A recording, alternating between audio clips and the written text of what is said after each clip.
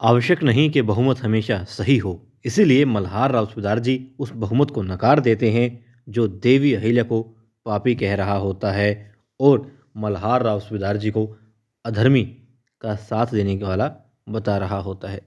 सूबेदार जी साफ साफ कह देते हैं, आचार्य जी आप यदि गलत मानते हैं इस बात को कि देवी अहिल्या ने सती ना होकर के गलत किया है तो इसके अपराधी सूबेदार जी हैं, न कि देवी अहिल्या।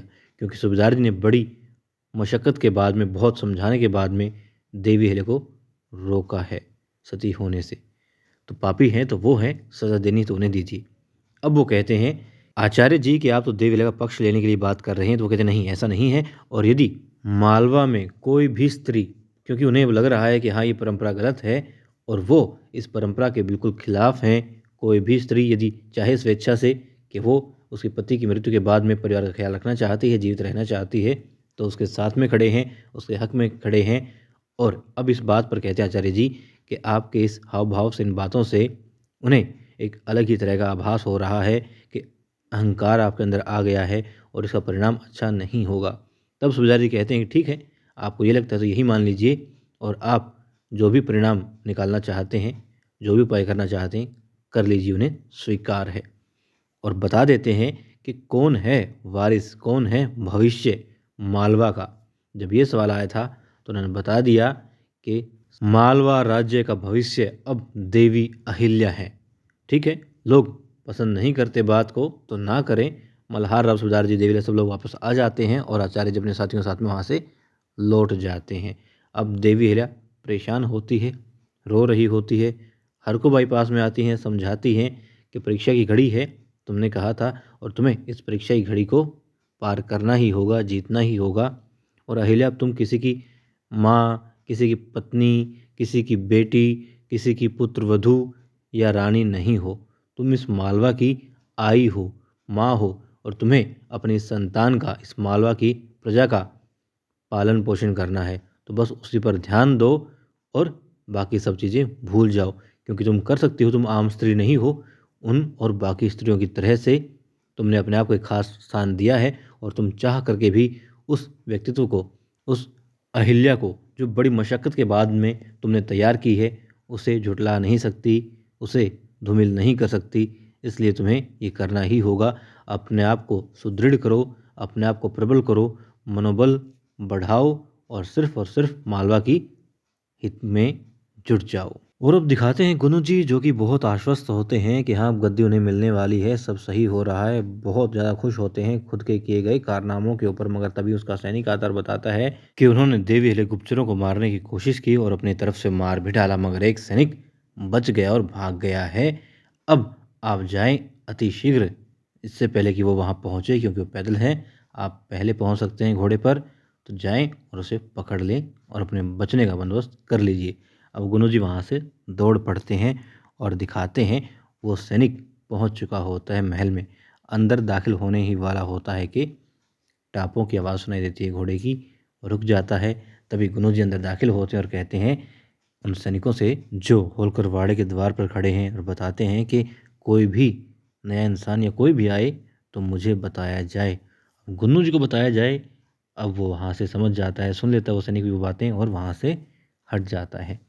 फिर दिखाते हैं देवी अहिल्या खिड़की पर आती हैं, रो रही होती हैं, और अब वो सैनिक जो उनका गुप्तचर है महल के अंदर दाखिल हो चुका होता है, वो देवी अहिल्या को देख लेता है, मगर आवाज़ करे तो दूसरे सैनिक पकड़ लेंगे, इसलिए आवाज़ नहीं करता, इशारों से ही बताना चाहता है। मगर देवी अहिल्या उस तरफ नहीं देखती है और फिर हरकुबाई उन्हें ले भी जाती है देवी अहिल्या को दूसरी तरफ। अब कोई आता है पीछे से और उसे पकड़ लेता है।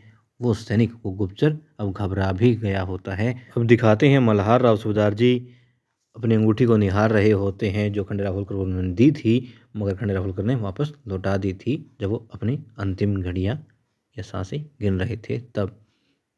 गौतम भाई साहिब आती हैं, कहती हैं कि आप अपने आप को संभालिए और जो कुछ बाहर हो रहा है उसे भी भूल जाइए। साथ ही इस बात को भी, कब तक इस अंगूठी को देखते रहेंगे, आप आगे बढ़िए, क्योंकि हमें देवी अहिल्या की तरफ भी देखना है और मालवा की प्रजा के बारे में भी सोचना है, काम करने हैं। फिर वो कहते हैं कि ये अंगूठी खंडेराव ने कहा था अंतिम क्षणों में कि किसी काबिल इंसान को दी जाए। अब काबिल कौन है उसी बारे में सोच रहा हूँ। वो कहती हैं तो फिर आपने जो वहाँ भी बात कही कि भविष्य किसके हाथ में है। अब वो कहते हैं हाँ, उन्होंने कहा था खंडेराव होलकर से कि जैसे ही दिल्ली की मुहिम वो जीत लेंगे उसे राजा घोषित कर देंगे और वो संन्यास ले लेंगे। सूबेदार जी कहते हैं कि अब वो संन्यास लेंगे और कहते हैं और गद्दी पे कौन बैठेगा?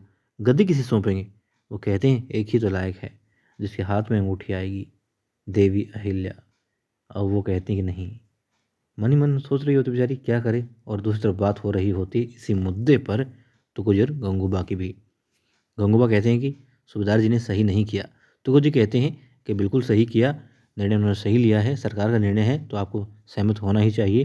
दूसरा, देवी अहिल्या मालवा के लिए बहुत ज़रूरी हैं, उनके हाथों में बागडोर रहेगी तो मालवा सुरक्षित रहेगा और प्रगति करता रहेगा। अब गंगूबा कहते हैं कि ठीक है, खंडेराव होलकर के प्रति आपकी जो भावनाएं थी तुकोजी मैं समझता हूँ, और साथ ही देवरी की तरफ भी जो आपका विचार है, जो ख्याल है वो भी समझता हूँ, मगर ऐसा नहीं है।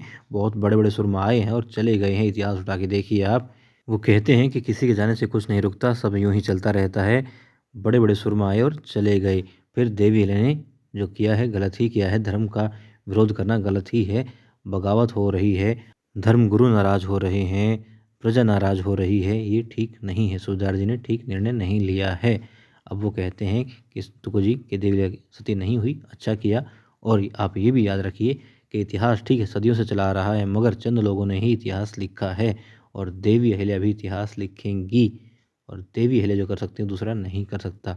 इसलिए मालवा के लिए देवी अहिल्या का होना बहुत ज़रूरी है। अब वहाँ से गंगूबाई कह के कि आप समझेंगे, मगर थोड़ा वक्त लगेगा आपको समझने में कि वो ये बात क्यों कर रहे हैं। ये बात कह के वहाँ से चले जाते हैं।